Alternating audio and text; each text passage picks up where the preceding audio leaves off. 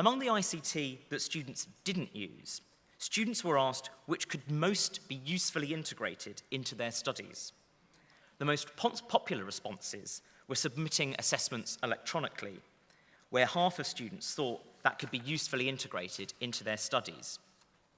Web discussion forums were identified by over a third of students, and VLEs were identified also by just over a third of students who don't currently use them. Only around half of students, 54%, said that they had been offered training whilst at university, and 40% said that they hadn't. For the majority of students, this training takes the form of group training, sessions as part of their course. Over 1/3 of students said that they found the ICT training somewhat useful. Among those students who were not offered ICT training, around 1/3 said that they would like to have been offered ICT training. Having said this, just over a half said that they wouldn't like to have been offered ICT training, and this may suggest that many students feel that their IT skills are adequate by the time they get to university, and therefore many feel that they don't need any additional training. And when students were asked with regards to their studies whether they had adequate access to ICT facilities on campus, the vast majority in the UK, 90%, said that they did. Levels of agreement were even higher when students were asked if they had adequate access to ICT facilities at home, to which 96% said yes. These findings are supported by the fact that when students were asked if they are able to access a computer when they need one, 88% of students said either they can normally access a computer or they can always access a computer, with only 10% saying they can rarely access one. In addition, when students were asked if the opening hours for computer facilities were long enough, the vast majority, 84%, said that they were.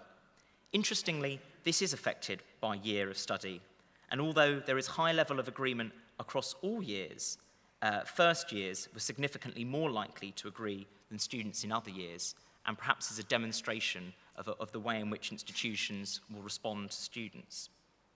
And whilst this research demonstrates that in many respects, the higher education branch is indeed in decent health, I would like to flag 2 notes of caution. The first is that the usage of technology is still pretty basic. And while students are online a great number of hours and logging onto the internet and social media frequently, the level of sophistication with which this is an integrated part of the learning experience is still pretty limited. VLEs are still predominantly used as a dumping ground for materials and presentations, rather than spaces that are truly student-led. And the second cautionary note I would strike is that the expectation of the future generation into our higher education is rising. And there are few signs that our institutions are reacting sufficiently quickly or widespread enough to meet this upcoming demand. On arrival into HE, students expect to be stretched and to grow. I just hope they aren't going to be disappointed. And going back to the tree, aren't undernourished, which leads to stunted growth and a lack of development. I'm going to hand back to Gilly now to indicate how higher education can respond to some of these upcoming challenges. Thank you.